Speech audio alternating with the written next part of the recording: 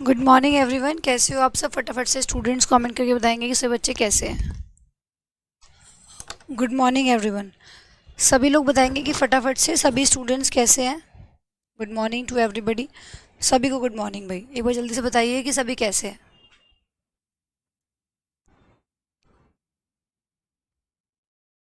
Good morning, good morning.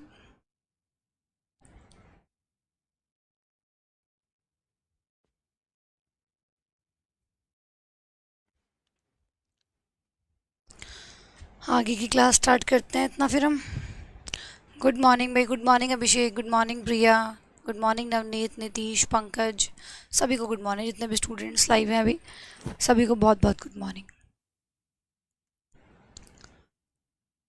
चलिए एक बार मैं कल वाली पीडीएफ लगा लेती हूँ ताकि पता लगे कि कल क्लास कहाँ एंड की थी हमने।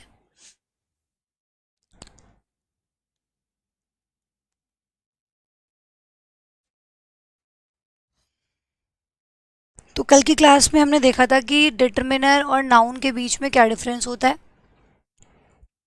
राइट?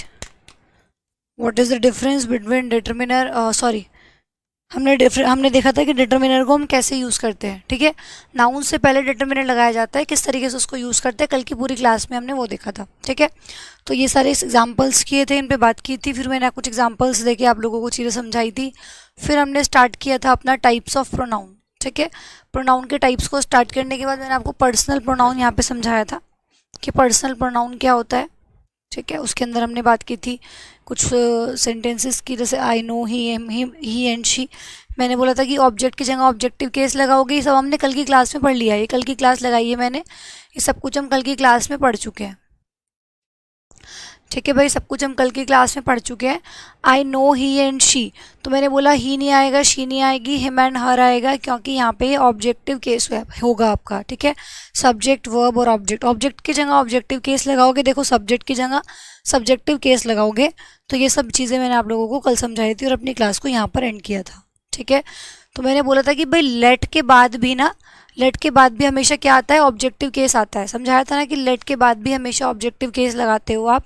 क्यों लगाते हो ये भी समझाया था, क्योंकि इसमें सब्जेक्ट हिडन होता है। हिडन सब्जेक्ट होता है क्या, यू, कि सामने वाले कोई तो कह रहे होंगे ना कि भाई मोहन को जाने दो, let Mohan go there, Mohan को वहाँ जाने दो, तो आप सामने वाले को कह रहे हो, तो सब्जेक्ट इसमें यू है जो कि हिडन होता है। ठीक है, तो यहाँ पे लेट के बाद हमेशा ऑब्जेक्ट फॉर्म आएगी, और मोहन सब्जेक्ट भी हो सकता है, ऑब्जेक्ट भी हो सकता है। लेकिन इस केस में क्योंकि ये लेट के बाद लिखा हुआ है, इसीलिए इस केस में मोहन यहाँ पे हमारा क्या था, ऑब्जेक्ट था। ठीक है, जिन बच्चों को ये समझ नहीं आ रहा है उनको कल की क्लास देखनी पड़ेगी, कल की क्लास देख के सब चीज़ें क्लियर हो जाएंगी। ऐसे समझ नहीं आएगा क्योंकि ये क्लास कल की है। ठीक है भाई, ये हमने सबको सारी बातें इसमें कल की थी। ठीक है भाई, तो चलिए, let Mohan and she go there, मैंने बोला ऑब्जेक्ट फॉर्म आएगी लेट के बाद, तो Mohan and her go there होगा। चलिए, ये हमने कल पढ़ा था। अब मैं इसको पूरे को एक बार क्लियर कर देती हूँ, क्लीन कर देती हूँ, ताकि आगे का शुरू कर सके फ्रेश तरीके से। चलिए, अब मैं इसी के आगे जो आपने लिखा है, इसी के आगे आपको एक दो एग्जाम्पल्स ऐड करना है। मैं यहाँ से कुछ समझाना चाह रही हूँ आप लोगों को। देखिए, मैंने बोला he came here, he came here, he came here. देखिए, यहाँ पे ही आपका क्या हुआ, सब्जेक्ट है, और साथ में क्या है, प्रोनाउन है। पार्ट ऑफ स्पीच की बात करूँ तो ये आपका क्या हो गया, प्रोनाउन हो गया। ठीक है, सब्जेक्ट है और आपका क्या हो गया, प्रोनाउन हो गया। फिर केम यहाँ पर क्या हो गई, केम आपका, आपकी यहाँ पर वर्ब हो गई। ठीक है, और हेयर यहाँ पे आपका क्या हो गया, ऑब्जेक्ट हो गया। ठीक है, हेयर यहाँ पे क्या हो गया, ऑब्जेक्ट हो गया। अब देखिए, अब देखिए यहाँ पे, देखिए ही केम हेयर, वो यहाँ आया, ही केम हेयर, वो यहाँ आया। ठीक है, वो कहाँ आया, यहाँ आया। वो कहाँ आया, यहाँ आया। अब आपको नाउन की आइडेंटिफिकेशन समझाई थी कि जो व्हाट, हु और हुम का रिप्लाई करते हैं। नाउन में आइडेंटिफिकेशन बताई थी ना कि जो व्हाट, हु और हुम का रिप्लाई करते हैं वो आपके क्या होते हैं, नाउन होते हैं, और व्हाट, हु और हुम का रिप्लाई करने वाले ही प्रोनाउन होते हैं।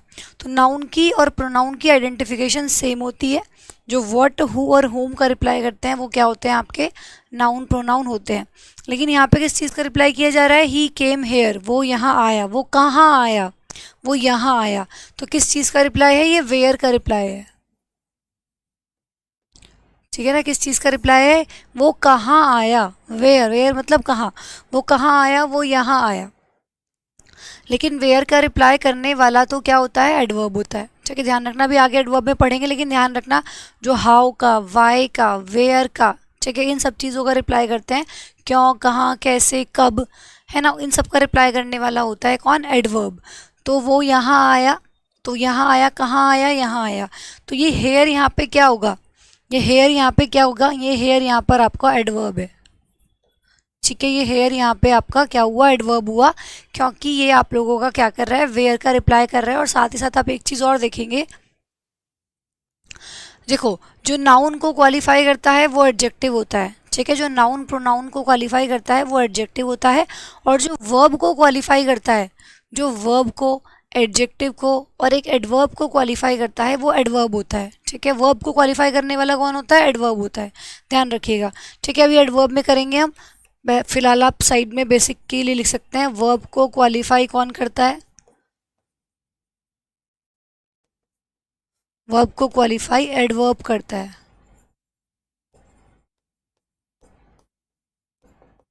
ठीक है भाई, वर्ब को क्वालिफाई एडवर्ब करता है, क्लियर है बात, वर्ब को क्वालिफाई एडवर्ब करता है। तो देखो ही केम हेयर, वो आया कहाँ, यहाँ, तो वर्ब, वर्ब केम क्या है, इसमें वर्ब है, वर्ब को कौन क्वालिफाई कर रहा है, ये एडवर्ब क्वालिफाई करेगा, हियर यहाँ पे एडवर्ब हो गया। ठीक है, हेयर यहाँ पे क्या हो गया, एडवर्ब हो गया।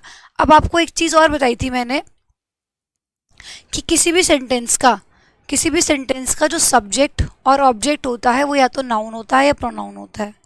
ध्यान करो, मैंने आप लोगों को स्टार्टिंग में ये चीज़ बताई थी और लिखवाई भी थी, जब प्रोनाउन पढ़ाया था तो लिखवाई भी थी, किसी भी सेंटेंस का जो सब्जेक्ट और जो ऑब्जेक्ट होता है वो क्या होता है, नाउन और प्रोनाउन होता है। तो सब्जेक्ट तो चलो ठीक है, नाउन प्रोनाउन हो गया आपका, लेकिन हियर तो मैं बोल रही हूँ कि यहाँ पे एडवर्ब है, क्योंकि वेयर का रिप्लाई कर रहा है, साथ में वर्ब को क्वालिफाई भी कर रहा है, तो ये एडवर्ब हुआ। तो फिर ये प्रोनाउन कैसे नहीं हुआ, तो फिर यहाँ पे ये प्रोनाउन कैसे नहीं है, किसी भी सेंटेंस का जो सब्जेक्ट और ऑब्जेक्ट होता है वो तो प्रोनाउन होता है। तो देखिए वैसे ये एडवर्ब है, यहाँ पे ये एडवर्ब का फंक्शन कर रहा है। ठीक है, ये जो हेयर है यहाँ पे ये एडवर्ब का फंक्शन कर रहा है, एडवर्ब का काम कर रहा है, क्योंकि वर्ब को भी क्वालिफाई कर रहा है और वेयर का भी रिप्लाई कर रहा है। बट अगर हम टेक्निकली देखें, ठीक है, तो अगर हम टेक्निकली देखें तो टेक्निकली क्या है, ये प्रोनाउन होना चाहिए, क्योंकि किसी भी सेंटेंस का सब्जेक्ट और ऑब्जेक्ट क्या होता है, किसी भी सेंटेंस का सब्जेक्ट और ऑब्जेक्ट क्या होता है, प्रोनाउन होता है। तो इस हेयर के बारे में आप लिख लेंगे ब्रैकेट में कि अगर हम टेक्निकली बात करेंगे तो ये प्रोनाउन है। ठीक है, हमारे रूल्स के हिसाब से जो हम पढ़ते हैं कि सब्जेक्ट और ऑब्जेक्ट क्या होना चाहिए, प्रोनाउन, तो टेक्निकली अगर हम बात करेंगे तो ये प्रोनाउन है, लेकिन फंक्शन यहाँ पे कैसे कर रहा है, ये एडवर्ब की तरीके से कर रहा है। ठीक है, तो यहाँ पे कैसा रोल प्ले कर रहा है, ये एडवर्ब का रोल प्ले कर रहा है, इस तरीके से आपको समझना है। तो ऐसी बहुत सारी जगह आपको देखने के लिए मिलेंगी जहाँ पे चीज़ आप होनी चाहिए थी नाउन बन जाएगी एडवर्ब, क्यों, क्योंकि टेक्निकली वो नाउन होनी चाहिए थी, बट आपको एडवर्ब बनती हुई नजर आएगी। तो इस तरह की सिचुएशंस आपके सामने आएंगी, आपको समझना है।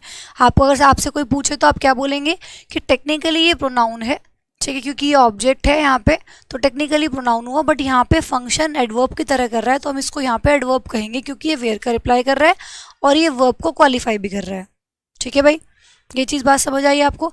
अब मुझे एक चीज़ बताइए, मैं जो बोल रही हूँ ना, ये मैं कहानी आपको सुना रही हूँ, इतना लंबा चीज़ों को एक्सप्लेन कर रही हूँ, ये क्यों एक्सप्लेन कर रही हूँ, क्योंकि अब उसकी इंपॉर्टेंस आपको जब मैं आगे सेंटेंसेस लिखूंगी ना उस पर समझ आएगी, अभी समझ नहीं आएगी। ठीक है, उसकी इंपॉर्टेंस आपको वहाँ समझ आएगी। तो एक बार सभी स्टूडेंट्स ध्यान लगा के चीज़ों को सुनेंगे कि मैं क्या समझा रही हूँ, फिर जब चीज़ें आगे आगे जोड़ने की कोशिश करूँगी ना मैं, तब आपको समझ आएगा कि मैम ने अच्छा ये चीज़ इसलिए इतना डीपली समझाई थी। तो जो मैं बोल रही हूँ उसको हल्के में मतलब एक एक चीज़ को, एक एक पॉइंट को ध्यान से सुनना है।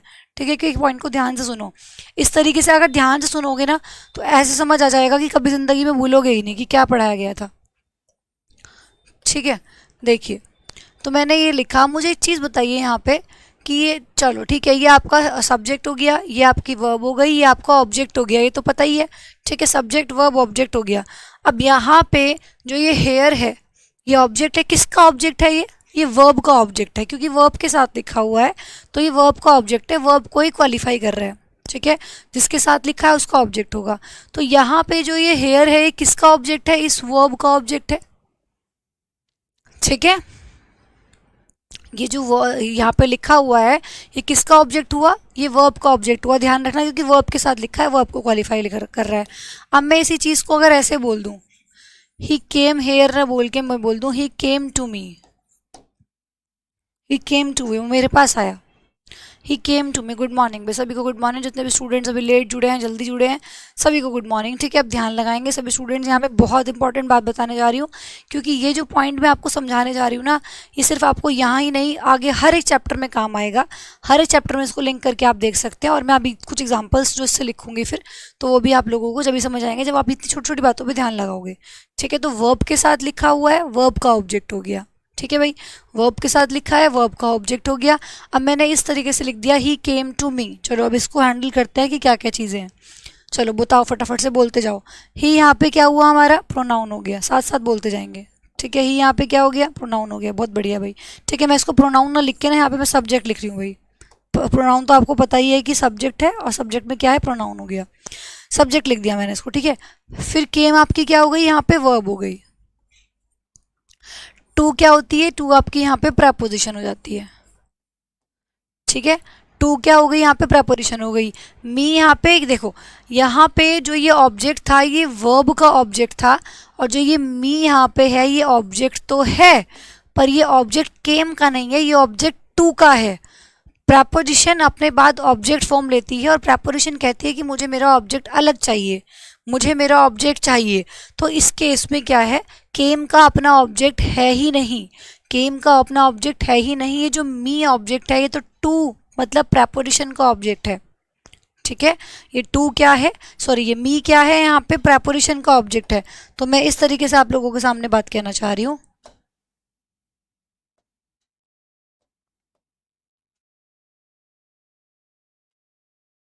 ये देखिए इस तरीके से आप इसको अपने बॉक्स में बंद कर लेंगे कि ये दोनों साथ रहेंगे। ये प्रेपोजिशन ने अपने बाद क्या लिया है, ऑब्जेक्ट लिया है। ये प्रेपोजिशन ने अपने बाद क्या लिया है, ऑब्जेक्ट लिया है। और एक चीज़ हमेशा ध्यान रखना कि जो प्रेपोजिशन होती है वो हमेशा अपने बाद क्या लेती है, प्रेपोजिशन हमेशा अपने बाद क्या लेती है, ऑब्जेक्ट लेती है। सब्जेक्टिव केस आप इसके बाद नहीं लगाओगे।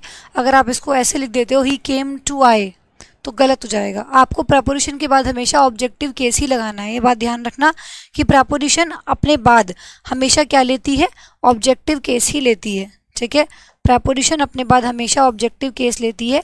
और एक सबसे इंपॉर्टेंट चीज़ जो मैं बताने जा रही हूँ, प्रेपोजिशन अपने बाद ऑब्जेक्टिव केस लेती है, ऑब्जेक्ट फॉर्म लेती है, और ये दोनों मिलके हमेशा क्या प्रोवाइड कराते हैं, एक्स्ट्रा इन्फॉर्मेशन प्रोवाइड कराते हैं। ये मैंने आप लोगों को कल की क्लास में भी समझाया था। प्रेपोजिशन प्लस उसका ऑब्जेक्ट दोनों मिलके क्या प्रोवाइड कराते हैं, एक्स्ट्रा इन्फॉर्मेशन देते हैं। जैसे मैंने कहा ही केम, वो यहाँ आया। ठीक है, ये मुझे एक्स्ट्रा बता रहा है साथ साथ कि भाई वो मेरे पास आया। ठीक है, मेरे पास आया। तो प्रेपोजिशन प्लस ऑब्जेक्ट मिलके हमेशा क्या देते हैं, कुछ एक्स्ट्रा इन्फॉर्मेशन देते हैं। ये अपना ऑब्जेक्ट लेता है और दोनों मिलके कुछ ना कुछ एक्स्ट्रा इन्फॉर्मेशन आपको देते हैं। तो ये चीज़ आप ध्यान रखना कि हमेशा मिलके क्या देंगे, एक्स्ट्रा इन्फॉर्मेशन देंगे। आप इतना कॉपी कर लो, फिर मैं एक दो एग्जांपल्स और लिखती हूँ जिसमें हमें गहराई से उतरना है। ठीक है, चलो फटाफट से लिखो।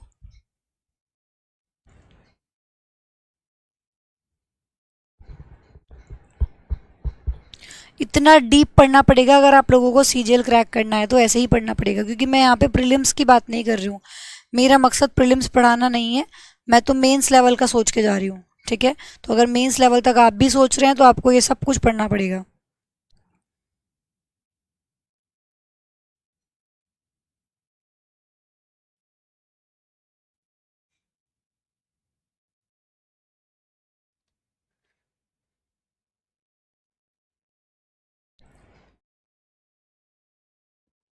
जल्दी से कॉपी करेंगे, और जैसे ही कॉपी हो जाए एक बार थम्स अप सेंड कर दिया करो।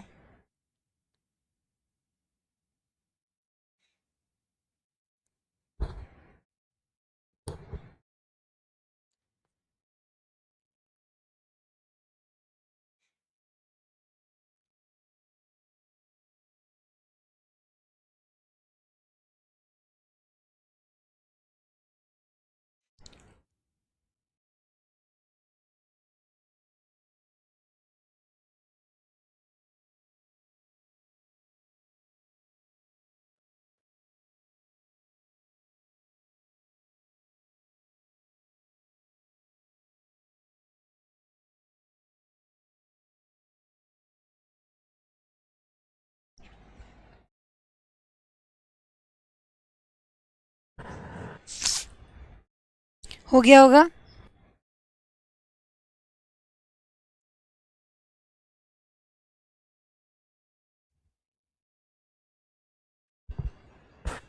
चलिए, वेरी नाइस। ठीक है भाई, हो गया। अब देखो, पहला एग्जाम्पल हमने देखा जिसमें वर्ब का ऑब्जेक्ट था, ठीक है। दूसरा एग्जाम्पल हमने देखा जिसमें प्रेपोजिशन का ऑब्जेक्ट था। इसमें वर्ब का ऑब्जेक्ट नहीं है, इसमें एक ऑब्जेक्ट है वो प्रेपोजिशन का है। इसमें भी एक ऑब्जेक्ट है जो जो वर्ब का है। इसमें एक ऑब्जेक्ट है वर्ब का, इसमें एक ऑब्जेक्ट है प्रेपोजिशन का ऑब्जेक्ट है वो, ठीक है। अब हम एक एग्जाम्पल लेते हैं जिसमें दो दो ऑब्जेक्ट्स होंगे, वर्ब का अपना ऑब्जेक्ट और प्रेपोजिशन का अपना ऑब्जेक्ट। अगर आप ध्यान से समझेंगे ना तो इस लेवल का सीख जाएंगे कि कभी कोई क्वेश्चन आएगा तो मार नहीं खा सकते आप, पर उसके लिए बहुत ध्यान से आपको चीजें समझनी पड़ेंगी। मैंने बोला he came here for me, he came here for me, he came here for me. Okay, आ जाओ अब जरा देखो इधर। ही केम हेयर फॉर मी, केम यहाँ पर क्या है ये तो आप जानते हो, सब्जेक्ट हो गया, छोड़ दो उसको, ठीक है। केम यहाँ पर क्या है, वर्ब है। हेयर यहाँ पर क्या हो गया, इसका ऑब्जेक्ट हो गया। ही केम हेयर, वो यहाँ आया, ठीक है। ही केम हेयर, वो यहाँ आया, तो जो हेयर है वो किसका ऑब्जेक्ट हो गया, वर्ब का ऑब्जेक्ट हो गया। फिर आपको आगे देखने के लिए मिली क्या, प्रेपोजिशन। ये क्या हो गई आप लोगों की, प्रेपोजिशन, ठीक है। फिर प्रेपोजिशन के पास अपना अलग ऑब्जेक्ट है मी, तो ये भी ऑब्जेक्ट है। इस सेंटेंस में दो ऑब्जेक्ट हैं, ऑब्जेक्ट नंबर 1, ऑब्जेक्ट नंबर 2। जो पहला ऑब्जेक्ट है वो वर्ब का है और जो दूसरा ऑब्जेक्ट है वो प्रेपोजिशन का है, ठीक है। तो एक सेंटेंस में दो दो ऑब्जेक्ट भी हो सकते हैं, ठीक है। एक सेंटेंस में दो दो ऑब्जेक्ट भी हो सकते हैं। तो ये जो प्रेपोजिशन प्लस मी है, फोर प्लस मी है, मैंने बोला कि भाई प्रेपोजिशन जो होगी ना अपने बाद ऑब्जेक्ट फॉर्म लेती है, वो कहता है कि मुझे मेरा ऑब्जेक्ट अलग चाहिए। तो ये ऑब्जेक्ट किसका हुआ, प्रेपोजिशन का हुआ। फोर क्या है, प्रेपोजिशन है आपकी। तो ये दोनों मिलके क्या दे रहे हैं, एक्स्ट्रा इन्फॉर्मेशन दे रहे हैं। प्रेपोजिशन और उसका ऑब्जेक्ट मिलके हमेशा क्या देते हैं, एक्स्ट्रा इन्फॉर्मेशन देते हैं, ठीक है। जैसे मैंने बोला ही केम हेयर, वो यहाँ आया, ठीक है वो यहाँ आया। अब ये एक्स्ट्रा इन्फॉर्मेशन दे रहा है फॉर मी, मेरे लिए, ठीक है। तो प्रेपोजिशन यहाँ और ऑब्जेक्ट मिलके दोनों हमेशा क्या देते हैं, एक्स्ट्रा इन्फॉर्मेशन देते हैं। दो ऑब्जेक्ट है, ये प्रेपोजिशन का ऑब्जेक्ट हुआ, ये ऑब्जेक्ट किसका हुआ, ये इस प्रेपोजिशन का ऑब्जेक्ट हुआ, ठीक है। और ये ऑब्जेक्ट किसका हुआ, ये इस वर्ब का ऑब्जेक्ट हुआ। और यहाँ पे देखो फिर से, जैसे मैंने आपको यहाँ समझाया था कि हेयर यहाँ पे क्या था आप लोगों का, ऑब्जेक्ट था। और पार्ट ऑफ स्पीच की बात करूँ तो यहाँ पे एडवर्ब का रोल प्ले कर रहा है, एडवर्ब होगा क्योंकि वर्ब को क्वालिफाई कर रहा है और साथ में ये बता रहा है वेयर का आंसर भी कर रहा है। और टेक्निकली में देखूँ तो ये क्या है, प्रोनाउन है, क्योंकि ऑब्जेक्ट की जगह पे यूज़ हो रहा है, और जो भी सब्जेक्ट और ऑब्जेक्ट की जगह यूज़ होता है वो हमारा प्रोनाउन या नाउन होता है। ऐसे सेम यहाँ पर है, ही केम हेयर, हेयर फिर से यहाँ पे काम कर रहा है कैसे, एडवर्ब की तरह, क्योंकि वर्ब को क्वालिफाई कर रहा है। और अगर ऑब्जेक्ट की जगह पे यूज़ हो रहा है तो टेक्निकली क्या होगा, प्रोनाउन होगा, ठीक है। ठीक है भाई, इतनी बात समझ आई। अब देखो मैंने एक सेंटेंस लिखा आपके सामने, वो आप लोग मुझे बताएंगे। मैंने बोला फादर ऑफ, चलो बताओ क्या लगाऊं, दे लगाऊं या देम लगाऊं, ठीक है। उसके बाद फिर से इज लगाऊं या आर लगाऊं, बताइए। अब आप लोगों का टेस्ट है, रेडी टू हेल्प यू, बताओ। यहाँ पे दे लगाना चाहिए या देम लगाना चाहिए, यहाँ पे इज लगाना चाहिए या आर लगाना चाहिए, क्या मुझे यहाँ पे लगाना चाहिए, बताएंगे सभी स्टूडेंट्स। फादर ऑफ दे या देम, इज या are, ready to help you. देखते हैं कितना समझ आया आपको।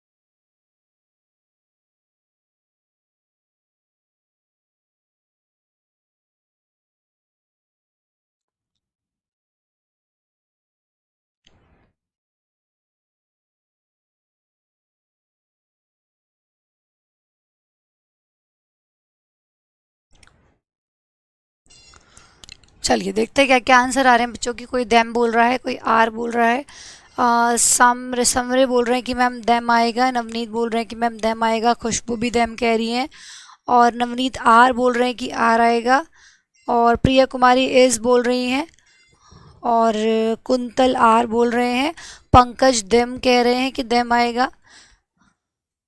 चलो अलग अलग स्टूडेंट्स के, श्रुति बोल रही है कि मैम देम और इज आएगा। चलिए वेरी नाइस। मृदुल भी कह रहे हैं कि मैम देम और इज आएगा। बिक्कू कुमार भी कह रहे हैं कि मैम देम और इज आएगा। नीतीश भी कह रहे हैं कि मैम देन और इज आएगा। खुशबू कह रही है देन और आर आएगा, और अमन कह रहे हैं देन दे और इज आएगा। तो अलग अलग आंसर्स मुझे यहाँ से देखने के लिए मिल रहे हैं। ठीक है, शदानंद किशन भी कह रहे हैं कि मैम देम आएगा। भूपेश कुमार तिवारी भी कह रहे हैं कि मैम बी आएगा। बी मतलब अच्छा सेकंड ऑप्शन, ठीक है। कपिल राजपूत कह रहे हैं कि देम और आर होना चाहिए। ओके, तो मैं यहाँ पे जो देख पा रही हूँ बहुत कम स्टूडेंट्स ने सही आंसर किया। एक तो नीतीश कुमार का आंसर सही है, जिन्होंने दोनों आंसर सही दिए हैं। अभिषेक कुमार बोल रहे हैं कि मैम देम और इज आएगा। तो जो बच्चे अटानू बोल रहे हैं कि मैम देम, और विश्वास बोल रहे हैं कि मैम देम और इज आएगा। चलिए कुछ स्टूडेंट्स का ही आंसर सही है, तो जिनका आंसर सही है इसका मतलब उन्होंने चीज़ों को गहराई से सुना है। ठीक है, वाकई में गहराई से सुना है जिनका आंसर सही है। और जिनका गलत है उन्होंने थोड़ा सा ध्यान कम लगाया है, या बीच में कहीं ना कहीं ध्यान भटका होगा, किसी का फ़ोन आ गया होगा, है ना। फ़ोन भी तो आता रहता है ना, बेबी तुम क्या कर रहे हो, सोना तुम क्या कर रहे हो, तो वो हुआ होगा। ये मम्मी ने आवाज़ लगाई होगी, तुम कुछ खा रहे होंगे या कुछ पी रहे होंगे, ये ध्यान कहीं और चला गया होगा, है ना। नोटिफिकेशन आया होगा, व्हाट्सएप पे कोई मैसेज आया होगा, कुछ ना कुछ तो रहा होगा जो मतलब कुछ ना कुछ तो ज़रूर रहा होगा जिससे कि आप डिस्ट्रैक्ट हुए। और जिन्होंने सही आंसर किया है, ठीक है, उपेंद्र शाकिया भी कह रहे हैं कि मैम देम आएगा। चलिए देखते हैं कि किसका सही है किसका गलत है। और बहुत सारे बच्चे हैं जिनके अलग अलग आंसर्स देखने के लिए मिल रहे हैं। देखो भाई, फादर ऑफ देम, ऑफ क्या है यहाँ पे, प्रेपोजिशन है। ठीक है, फादर ऑफ दे या फादर ऑफ देम। अब देखिए यहाँ पे जो ऑफ है आपकी, ये सब्जेक्ट हो गया। ठीक है, ये आपकी ऑफ क्या होती है, प्रेपोजिशन होती है। इतना तो समझ रहे हो ना। ठीक है, ऑफ क्या हो गई आप लोगों की, प्रेपोजिशन हो जाती है। और मैंने बोला कि भाई प्रेपोजिशन जो होती है ना, वो अभी तो समझाया बिल्कुल अभी अभी की, प्रेपोजिशन अपने बाद तुरंत ऑब्जेक्ट फॉर्म लेती है। प्रेपोजिशन के बाद आप सब्जेक्ट नहीं, कौन सी फॉर्म लगाते हैं, ऑब्जेक्ट फॉर्म का यूज़ करते हैं। किसके बाद, प्रेपोजिशन के बाद। बताया ना अभी। तो मुझे ये बताओ, जिन भी बच्चों ने दे आंसर किया है, क्या सोच के किया है। अगर तुम अभी ऑफलाइन में होते ना तो एक एक की क्लास लगती। ठीक है, ऑफलाइन पढ़ाने का भी अलग ही मज़ा होता है। क्या सोच के तुमने दे आंसर किया था, बताओ ज़रा मुझे। फादर ऑफ दे या देम, भाई ऑफ प्रेपोजिशन है, प्रेपोजिशन ने ऑब्जेक्ट लेगी। कब से मैं यही तो समझा रही हूँ। तो दे ऑब्जेक्ट है या देम ऑब्जेक्ट है, दे तो सब्जेक्टिव केस है, देम होता है ऑब्जेक्ट। तो प्रेपोजिशन के बाद उसका ऑब्जेक्ट आएगा। ठीक है, ऑब्जेक्टिव केस लगाओगे आप, ये देम आपका क्या हो गया, ऑब्जेक्ट हो गया। और प्रेपोजिशन, मैंने बोला प्रेपोजिशन प्लस ऑब्जेक्ट मिलके हमेशा क्या देते हैं, बताओ जल्दी से, क्या देते हैं, अपने मुंह से बोलो फटाफट, साथ साथ बोलना है, तभी आप लोगों को याद होगा, चीज़ें तभी समझ आएंगी। प्रेपोजिशन और ऑब्जेक्ट मिलके हमेशा क्या देते हैं, एक्स्ट्रा इन्फॉर्मेशन देते हैं। ठीक है ना भाई, प्रेपोजिशन और ऑब्जेक्ट मिलके हमेशा एक्स्ट्रा इन्फॉर्मेशन देते हैं। तो इन्होंने मिलके क्या दी, एक्स्ट्रा इन्फॉर्मेशन दी। ये एक्स्ट्रा इन्फॉर्मेशन है, आपको ये समझ के चलना है बस। अगर ये एक्स्ट्रा इन्फॉर्मेशन है, ये तो एक्स्ट्रा इन्फॉर्मेशन हो गई। तो फिर अगर ये एक्स्ट्रा इन्फॉर्मेशन है तो वर्ब किसके हिसाब से लगेगी, फादर के हिसाब से लगेगी, क्योंकि ये तो एक्स्ट्रा इन्फॉर्मेशन हो गई। हम तो हमारा मेन सब्जेक्ट यहाँ पे क्या हुआ, मेन सब्जेक्ट हुआ हमारा फादर। ये तो क्योंकि एक्स्ट्रा इन्फॉर्मेशन है तो फादर के अकॉर्डिंग ही तो वर्ब लगाओगे। ठीक है ना, फादर के अकॉर्डिंग ही तो वर्ब लगाओगे।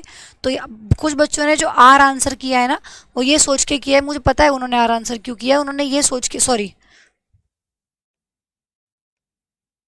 जिन बच्चों ने आर आंसर किया है ना, उन बच्चों ने आर ये सोच के किया है कि देम लिखा है, ज़्यादा है, प्लूरल है। ठीक है, उन्होंने ये सोच के किया है, पूरा दिमाग तो लगाया नहीं। ठीक है, उन्होंने ये सोच के किया है कि देम लिखा हुआ है, ज़्यादा है तो ज़्यादा के साथ आर आएगा। एक चीज़ बताओ, पापा तो एक ही है ना। मैं बोल रही हूँ कि भाई उनके जो पापा हैं, मान लो 3-4 बच्चे हैं, 3 बच्चे हैं या 4 बच्चे हैं, उनके पिता तो एक ही हैं। और वो पिता तुम्हारी मदद करने को तैयार है। बच्चे थोड़ी ना तैयार है मदद करने के लिए। मदद करने को कौन तैयार है, बच्चों के पिता तुम्हारी मदद करने के लिए तैयार है। ठीक है, फादर ऑफ देम बच्चों के पिता is ready to help you, तुम्हारी मदद करने को तैयार है। तो तैयार कौन है मदद करने के लिए? बच्चे या बच्चों के पापा? ये वो लोग या उनके पापा? उनके पापा ना। तो पापा के हिसाब से इज आएगा या आर आएगा? इज आएगा ना, इतना तो समझते हो। तो फादर के हिसाब से आप इज लगाओगे, आर कैसे लगा दोगे? ठीक है, अब यहाँ पे आपने ये भी समझ लिया साथ ही साथ कि ऑफ हमारी प्रेपोजिशन हुई, प्रेपोजिशन अपने बाद ऑब्जेक्ट फॉर्म लेगी, इसीलिए यहाँ पर हमने देम लगाया, दे यहाँ पे नहीं आएगा। और ये दोनों मिलके क्या देंगे? एक्स्ट्रा इन्फॉर्मेशन देंगे। ये एक एक्स्ट्रा इन्फॉर्मेशन हो गई। अगर मैं इसको ना लगाती तो भी काम चल रहा था। मैंने बोला था father is ready to help you, भाई मुझे पापा है तुम्हारी मदद करने को तैयार है।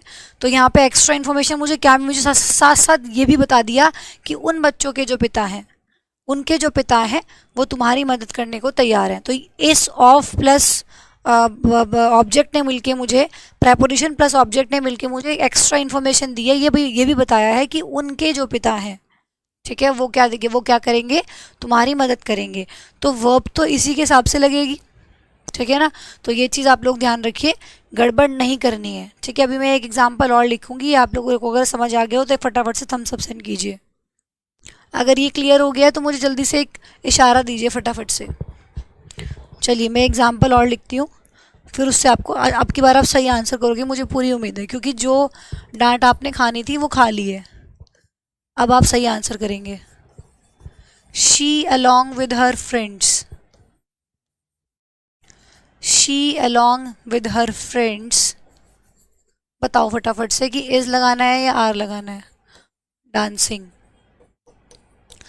जल्दी से बता दो क्या लगाना है। ये सब कुछ पढ़ते हैं हम सब्जेक्ट वर्ब एग्रीमेंट के अंदर।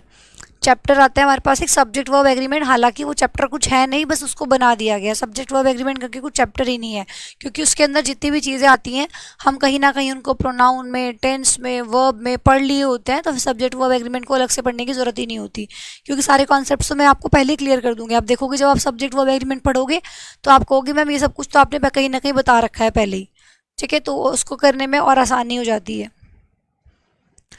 चलो सबको क्लियर हुई ये बात? चलो इसका फटाफट आंसर करोगे। फिर इज लगाऊं कि आर लगाऊं? She along with her friends is dancing या आर डांसिंग? बताओ जल्दी।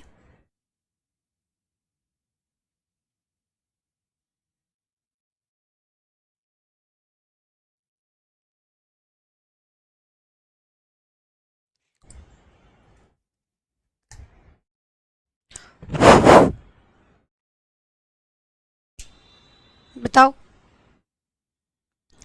तो यहाँ पे प्रिया बोल रही है कि एज आएगा, नीतीश बोल रहे हैं कि आर आएगा, विक्कू बोल रहे हैं एज आएगा, पंकज बोल रहे हैं आर आएगा, भूपेश एज कह रहे हैं, ठीक है। चलो देखते हैं। तुम पता क्या तुम्हारी प्रॉब्लम क्या हो रही है, मैं तुम्हें समझाती हूँ, और वही तुम्हारी प्रॉब्लम मुझे दिमाग से निकालनी है बस, ठीक है। वही प्रॉब्लम मुझे दिमाग से निकालनी है। तुम क्या करते हो सबसे पहले, आज यही पहले इसी बात को जानो। तुम लोग क्या करते हो, हिंदी निकालने की कोशिश करते हो। जिन बच्चों ने इस आंसर किया है ना, उन्होंने हिंदी नहीं निकाली, वो मेरे कॉन्सेप्ट के बेस पे चल रहे हैं, ठीक है। वो स्ट्रैटेजी पे काम कर रहे हैं जो मैं समझा रही हूँ। और जिन बच्चों ने आर आंसर किया है, मैं आप लोगों को खुद बता रही हूँ, और आप खुद देखना कि आपने काम किया है या नहीं किया है, क्योंकि मैं पढ़ सकती हूँ आपको। एक असली गुरु ही वो होता है जो शीशे को पढ़ सके, जो बच्चे को पढ़ सके कि वो उसने क्या गलती की है। तो मुझे पता है जिन बच्चों ने आर आंसर किया, आप खुद बताओ ईमानदारी से, हिंदी निकाल के किया है ना, कि भाई वो तो अपने दोस्तों के साथ नाच रही है तो ज़्यादा लोग हो गए तो आर आ जाएगा।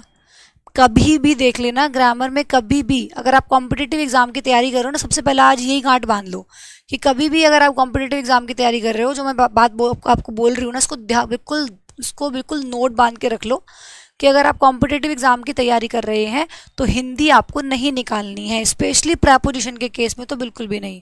कुछ का कुछ निकलेगा, सेंस आ रही होगी, मे की लगा रहे होंगे, फ्रॉम आवाज़ आ रही होगी, से की लगा रहे होंगे, इन, तो कभी भी आप लोगों को हिंदी निकाल के कॉम्पिटिटिव एग्जाम में तैयारी कर रहे हो, ग्रामर को नहीं करना है। जो चीज़ें बनाई गई हैं, जो कॉन्सेप्ट्स हैं, जो आपको समझाया जा रहा है, उन पे काम करना ही पड़ेगा, ठीक है। अब तुमने जो आर सोच के आंसर किया है, जिन भी बच्चों ने, तो हालांकि मैक्सिमम के आंसर सब सही हैं क्योंकि उन्होंने समझ लिया है। स्टिल कुछ बच्चे हैं जिन्होंने आर आंसर किया है, उन्होंने ये सोच के किया है कि भाई वो अपने दोस्तों के साथ नाच रही है तो ज़्यादा लोग हो गए तो आर आएगा। और पीछे मैं आप लोगों को यही तो समझा रही थी कि भाई पापा तो एक ही है ना, है ना। बच्चों को सोच के मत करो। मेन सब्जेक्ट क्या है, मेन फोकस किस पे है? फोकस है फादर पे, इन पे फोकस नहीं है। ये तो एक्स्ट्रा इन्फॉर्मेशन दे रहे हैं, फोकस यहाँ है ही नहीं, फोकस कहाँ है, फोकस तो वहाँ है। इसी तरीके से फोकस तो दोस्तों पे है ही नहीं, दोस्त नाच रहे तो नाच रहे, मतलब ही नहीं है कुछ उनसे, तो हमें बात तो लड़की की हो रही है कि लड़की नाच रही है, ध्यान तो सारा वहीं है, आसपास के जो लोग नाच रहे हैं उनसे तो मतलब ही नहीं है। कैसे पता चला, देखो ऐसे पता चला, क्योंकि along with होती है आपकी क्या, preposition। ठीक है भाई, along with होती है preposition, और preposition अपने तुरंत बाद ऑब्जेक्ट लेता है, तो ये हर फ्रेंड्स क्या हो गया, ये हर फ्रेंड्स हो गया ऑब्जेक्ट। किसका ऑब्जेक्ट, इस preposition का ऑब्जेक्ट, क्योंकि preposition के साथ लगा है तो preposition का ही ऑब्जेक्ट होगा। ठीक है भाई, ये सब्जेक्ट हो गया, ये preposition हो गई, ये preposition का ऑब्जेक्ट हो गया। फिर देखो यहाँ पे ये वर्ब लगानी है मुझे, ठीक है, ये वर्ब लगेगी। तो प्रेपोजिशन और उसका ऑब्जेक्ट मिलके क्या करते हैं, हमेशा एक्स्ट्रा इन्फॉर्मेशन देते हैं। प्रेपोजिशन और उसका ऑब्जेक्ट मिलके क्या करते हैं, एक्स्ट्रा इन्फॉर्मेशन देते हैं। तो इसने तो मुझे क्या दी है, एक्स्ट्रा इन्फॉर्मेशन दी है,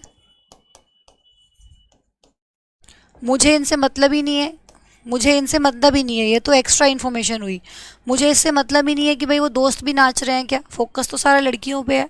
तो ये सारा जो कॉन्सेप्ट है ना, इसको सब्जेक्ट वर्ब एग्रीमेंट में सिखाया जाता है, रटाया जाता है। वो भी पता है किस तरीके से, ऐसे कि जब दो सब्जेक्ट्स को, सब्जेक्ट कौन कौन से हैं, शी हो गया और हर फ्रेंड्स हो गया, जब दो सब्जेक्ट्स को with, along with, together with, है ना, इन सब वर्ड्स से जोड़ा जाए तो पहले वाले सब्जेक्ट के हिसाब से वर्ब लगा देना।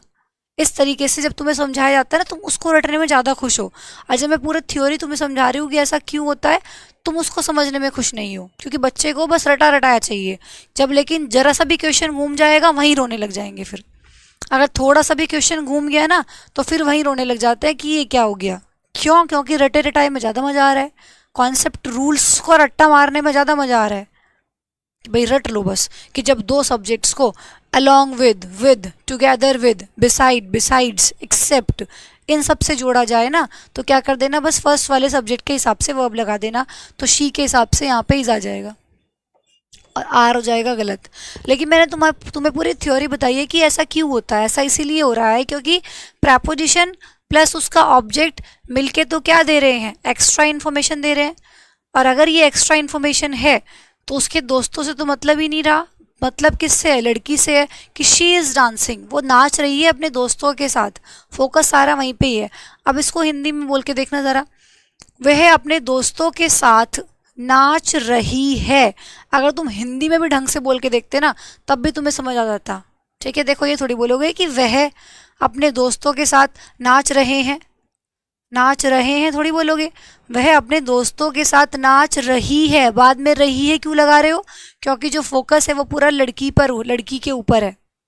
यार वो अपने दोस्तों के साथ नाच रही है, दोस्तों का तो पता ही नहीं है कि कौन नाच रहा है, ध्यान तो तुम्हारा उस लड़की के ऊपर ही है कि वो नाच रही है। समझ रहे हो। तो इस तरह के सेंटेंस होते हैं जिसमें हमारा फोकस कहाँ होता है, फर्स्ट सब्जेक्ट पे होता है। क्यों होता है, क्योंकि ये हमें सिर्फ एक्स्ट्रा इन्फॉर्मेशन दे रहा होता है, हमें इससे मतलब नहीं होता। ठीक है भाई, ये समझ आया, ये समझने की चीज़ है। अब बताओ समझ आया क्या जल्दी से।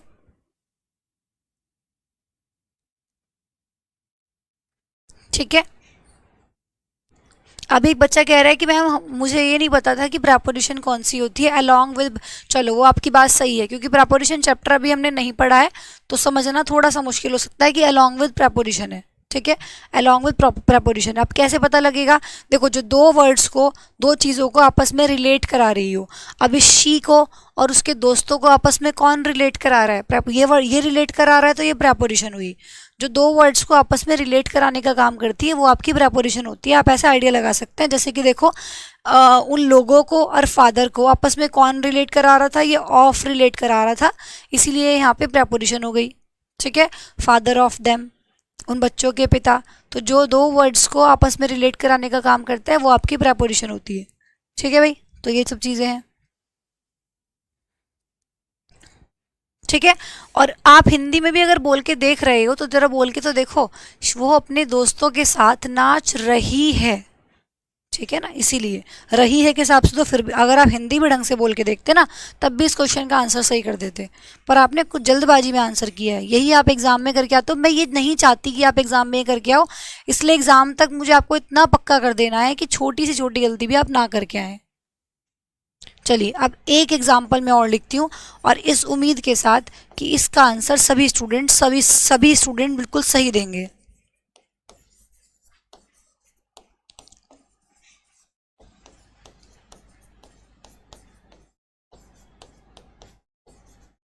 चलिए बताइए कि इज आएगा कि आर आएगा। Ram with his wife is invited या are invited to the party, बताइए।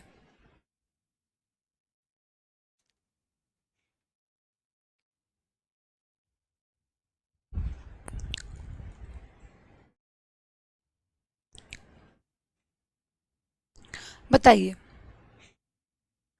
अब मैं इस उम्मीद से इसको बढ़ा रही हूँ कि आप लोग सबका आंसर, जितने भी बच्चे भी लाइव हैं, सबका आंसर एकदम सही निकल के आएगा।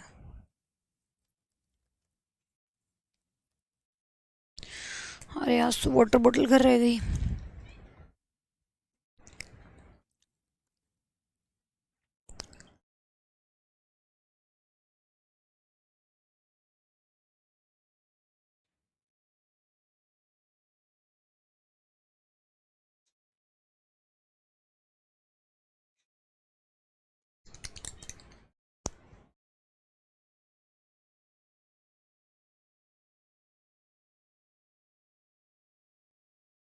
बताइए।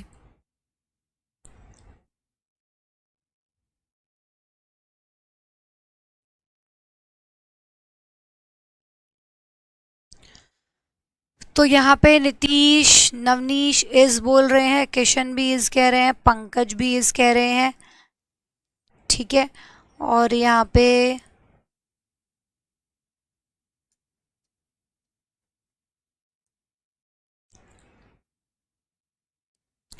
बहुत सारे बच्चे, प्रिया कुमारी भी, सब ने सही आंसर किया है भाई। वेरी नाइस, वेरी नाइस, बहुत ही बढ़िया।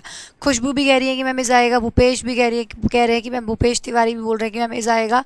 और जितने भी स्टूडेंट्स हैं यहाँ पे बिलाई, सबका कॉन्टीन्यूसली मैसेज आ रहा है कि मैम इज़ आएगा।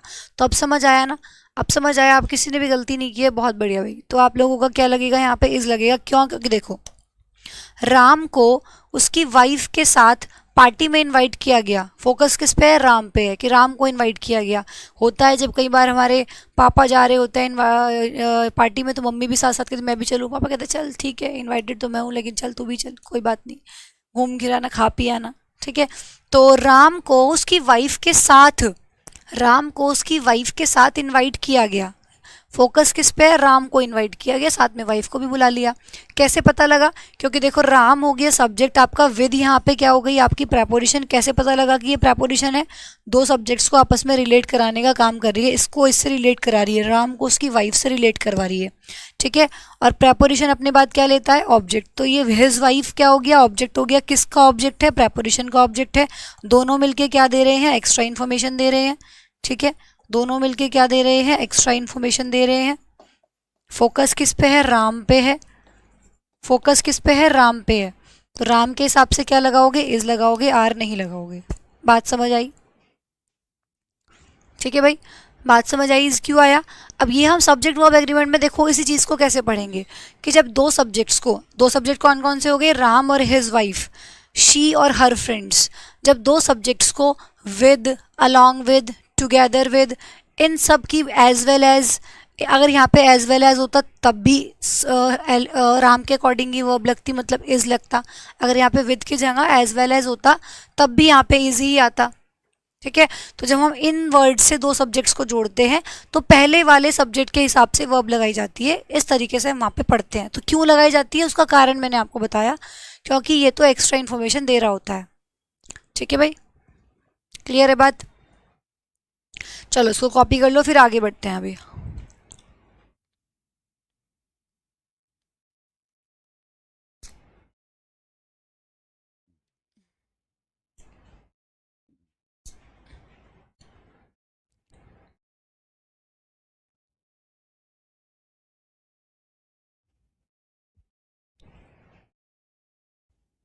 चलो नेक्स्ट पढ़ते हैं आगे, ठीक है। आप ये सब कुछ पर्सनल प्रोनाउन के अंदर चल रहा है भाई। क्यों? क्योंकि हम इसमें सारे प्रोनाउन वैसे ही पर्सनल से रिलेटेड सारे प्रोनाउन उठा रहे हैं। तो ये सब कुछ हमारा पर्सनल प्रोनाउन के अंदर ही चल रहा है। पहला प्रोनाउन उठा रखा है ना हमने, पर्सनल प्रोनाउन, ठीक है। हम प्रोनाउन को टाइप वाइज कर रहे हैं और ये सब कुछ हम पर्सनल प्रोनाउन के अंदर ही पढ़ रहे हैं, ठीक है। सब कुछ हम पर्सनल प्रोनाउन के अंदर ही पढ़ रहे हैं। चलिए अब हम यहाँ पे एक नोट डाल के लिखेंगे कि जो एंड होती है, एंड क्या होती है? कंजंक्शन होती है। एंड क्या होती है, कंजंक्शन होती है। और ध्यान रखिएगा जो एंड नॉट होता है, अगर एंड के साथ नॉट आ जाए तो वो कंजंक्शन नहीं होगा, वो आप लोगों का क्या होगा, प्रेपोजिशन होता है। ठीक है, चलिए मैं एग्जांपल लिखती हूँ फिर आपको समझ आ जाएगा। Hello,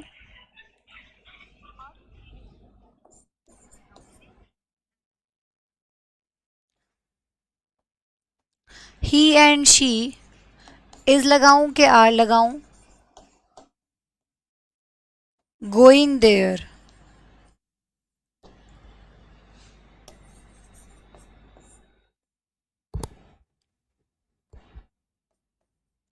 he and not I,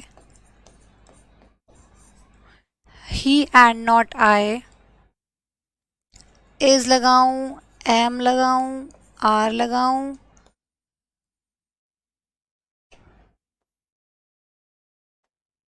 ready to go there.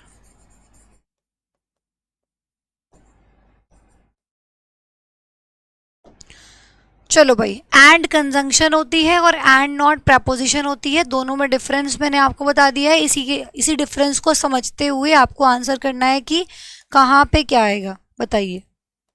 इसी डिफरेंस को समझते हुए आपको आंसर करना है कि कहाँ पे क्या लगाया जाए,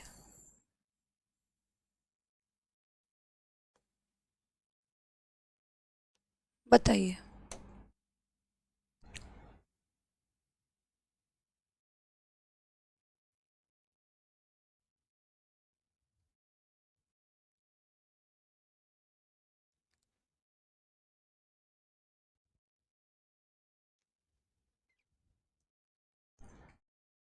एक बच्चा पूछ रहा है कि मॉक टेस्ट के लिए बेस्ट बुक कौन सा है। पहले आप प्रीवियस ईयर लगाओ सारे, ठीक है।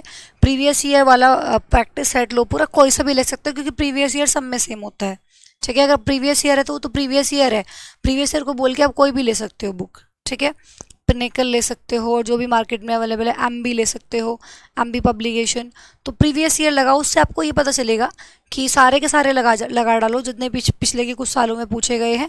उससे आपको ये पता लगेगा कि किस तरह के क्वेश्चंस पूछे जा रहे हैं, क्या पैटर्न है। और मैं अभी आप लोगों को यूट्यूब पे वही सब करा रही हूँ, प्रीवियस ईयर पे ज़्यादा फोकस रहेगा क्योंकि उससे आप लोगों को पैटर्न पता लगता रहता है कि किस तरह का पूछा जा रहा है। ठीक है, साथ में एक्सपेक्टेड भी करेंगे।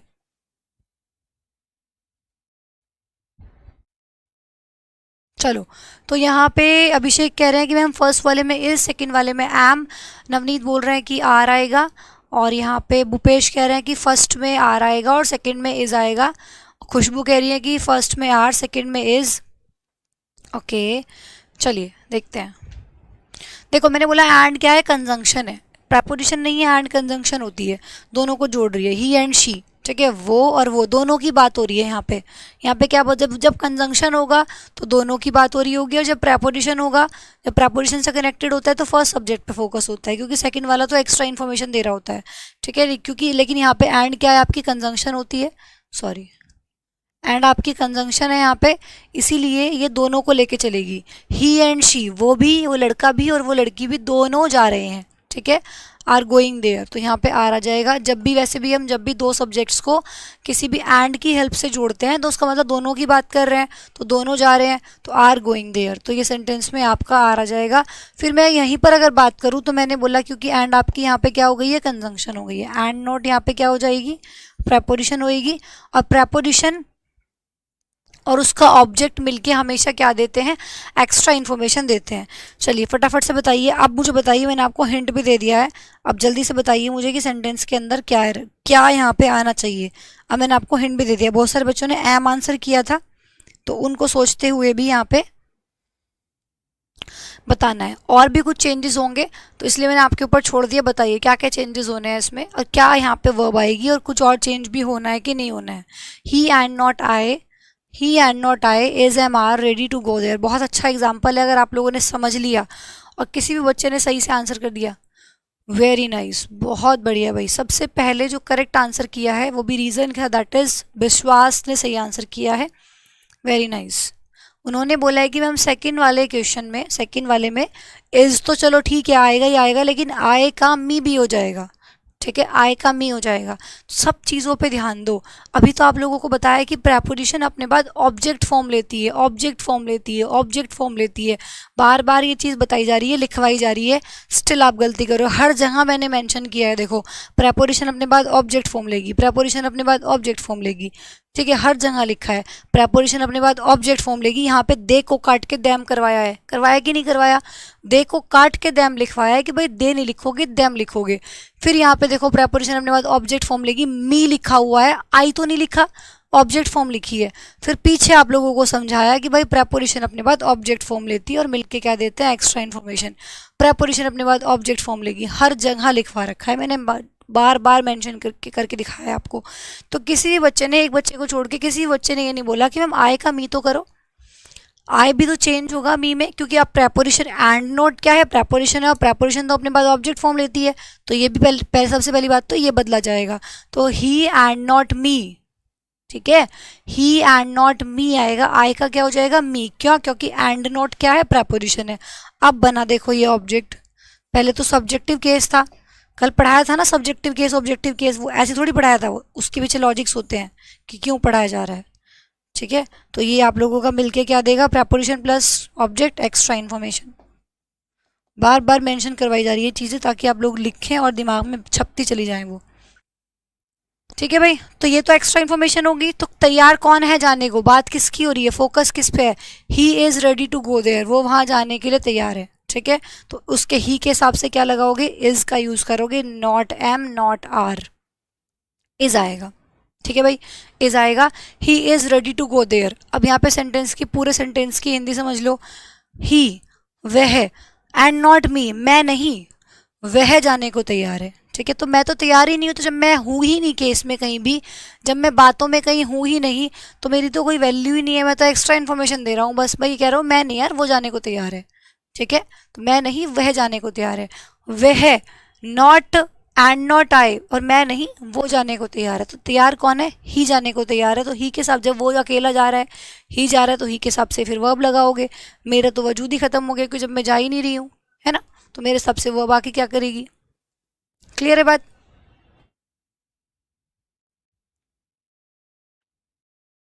ओके,